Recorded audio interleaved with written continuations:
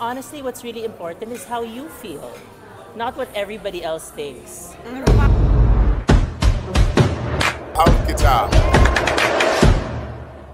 Pero factor din yung wala kang stress sa love life, di ba? Ay, naku, wala. Kasi kung may, ayoko na yung mga, hello, saan ka nagpunta kagabi? Sino kasama mo? Ito mas nauna pa natutulog kaysa sa akin, diba? 10 o'clock tulog na. So, ikaw naghahanap sa kanya? Ako yung lakotsera. Ikaw yung naghahanap sa kanya, hindi naman? Hindi. Hindi Wala kayo nang ganon. Wala nang ganon. Relax na. Masama na sa health natin yon. Kailangan relax and chill na tayo. So, relax and chill ka ba nung si Ilma sabi niya uuwi rin daw siya or something? For you? What was that? Well, it was more, statement. oo nga, it was more of an excitement kasi for the first time since 2008, babalik na siya sa Pilipinas. Wow.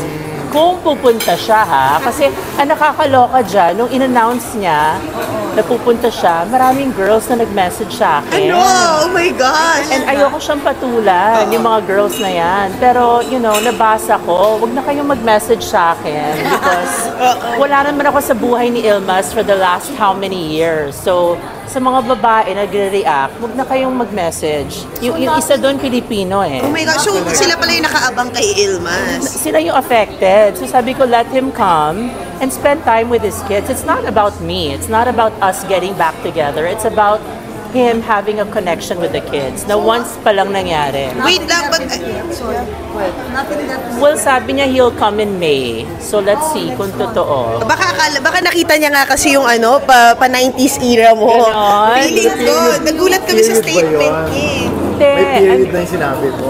Hindi, para sa akin, hindi ko pa siya nakikita since 2008. So, tingnan muna natin. Pumunta muna siya dito. Pero ayoko kasing unahin ng mga lovey-lovey. Importante, lovey-lovey. At ang padala niya, pwede siya magpadala ng remittance. Oo, diba? actually. Kabayan remit. No, but the Para longest sa time... akin, at sa mga bata. But honestly, Kailangan mo na mag-download ng kabayan. Oo, download Kabayan. Singilan mo na siya because for the longest time, it was you vetting for your two daughters, it was right? me. So ngayon, nagbibigay na rin siya. But I'm still the sole provider. Ayoko naman na Yeah, of course. I don't want to lift Oblige. him up and make my, I want to be honest. That's true, that's true. Wow, pero ang galing. But anyway, let's talk about... Nakayanan ko, maraming salamat sa lahat ng mga brands na naniniwala sa akin. You know, every year talaga may mga blessings. And because of them, I'm able to support my kids on my own. But of course, yeah, if Ilmas wants to share, Kabayan even to na. the mother, will gladly accept. Yeah, it's about time. Diba? Ang dami kasing kinilig nung nilabas siya. Dahil papalik na Pilipinas. Ginamit niya. Parang nabuhay yung... Oo. Nag-sign pa siya, statement talaga. So, I think kasi siguro all of you were there. You saw our love story, you saw the ending.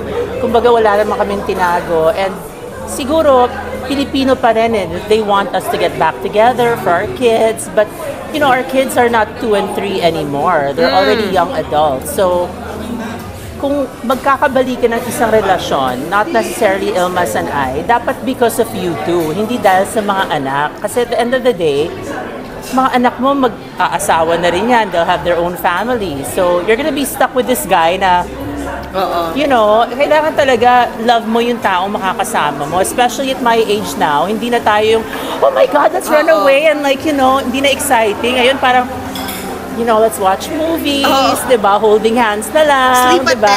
10. Oo, sleep at 10. May love pa ba? May love pa ba? Ay, syempre, tatay siya ng mga anak ko. So, never mawawala yung love for him. And may pinagsamaan. Iba yung iba yung asawa kaysa sa boyfriend. Pero Pero nagtanong What has ba? the news done to your private relationship naman? Yung news na babalik siya. Yun nga, Napag-usapan nagtanong ba niyo yung ba? private Ay, hindi. relationship? Tawang-tawa lang siya. Oh, good. Sige, mag-enjoy kayo. Hindi jealous, Mag-enjoy ha? kayo for Hindi a siya day. jealous. I Hindi love niya it. sinabi mag-enjoy kayo for 2 weeks. Oh, sige, mag-dinner kayo. Eh, di ba parang gusto ni Ilmas, parang 2 weeks. Hindi ako Pero alam naman mag-work. ni Ilmas na... Ganun daw niya ako sa Mampulo. Diba? Ay, nagme-message kami. And then inaway ko rin siya nung nag-message yung girl. Ayun. Habang kaya, I love it.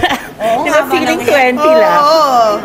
Wala, sabi lang niya, don't mind them. You know, importante, it's really me coming home. Every time that I try to make a move to come home, lagi may intriga. So wag ko daw pansinin. But you know what? It's such a good move that imagine once pa lang siya nag-bond with Lorene and Venice, but still, you know, it takes so much, right? Like to unpack for the kids. But how did you manage to bring them up in such a way na they're mature about it, diba? Na parang they know it as it is, no baggage. Yeah, I think it also helped that Ilmas was far away.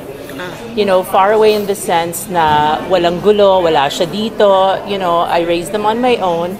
And at the same time, never ko siyang siniraan. I tell them the truth, but I always still tell them, you know, to respect him, diba? Because he's your dad. But they know, I mean, my kids are my best friends, you know, so I tell them everything. Wala akong tinatago sa kanila. And ang maganda sa kanila, like, you know, mommy, you know, they value that I raised them, but they also want to spend time with their father. So, importante pa rin yung pagmamahal ng isang tatay kasi I don't want them to have daddy issues one day. Yeah. Diba? Or male issues, diba? O male issues, oo. So, sinasabi ko yung totoo sa kanila. Pero pa, join ka sa banner ng mag-aama. May itinerary na ba kayo? Ay, parang ano, wala pa. Pero ang request lang ni Ilmas na wag ko daw siya iwanan sa hotel lagi. Kasi before, the last time he was here, lagi ako may work and I would always leave him in the hotel. So sabi niya, make sure that when he comes, wala akong work. Yun lang yung request niya. Baka naman hoping siya. I mean, hoping siya na... Wow! Yun na nga eh. Hindi nga baka ganun eh. Baka nagbibigay ka ng sign or... Well, I don't know with him. Tingnan natin. Let's cross the bridge when we get there. Pero pa, alam naman niya na taken ka na. Alam niya. Grabe magpursige. Oo, alam naman niya. Oo, alam niya. Yeah, and then, I think so. Oo naman. I'm sure may Google alert siya, no? I love it. Wala naman siyang opinion. Kasi, no, what he said was that you're not mine anymore. So, you're not mine anymore. So, wala siyang right para questionin ako sa mga love affairs ko. At the same time also, wala akong right para magalit sa kanya kung sino man ang dinedate niya. Nagalit lang ako kasi nag-reach out sila sa akin. Yeah. Inaway ka ba? Oo, parang, ito, ganito, ganyan. Ay, hindi ko siya pinansin. Hello na lang sa'yo! Yeah.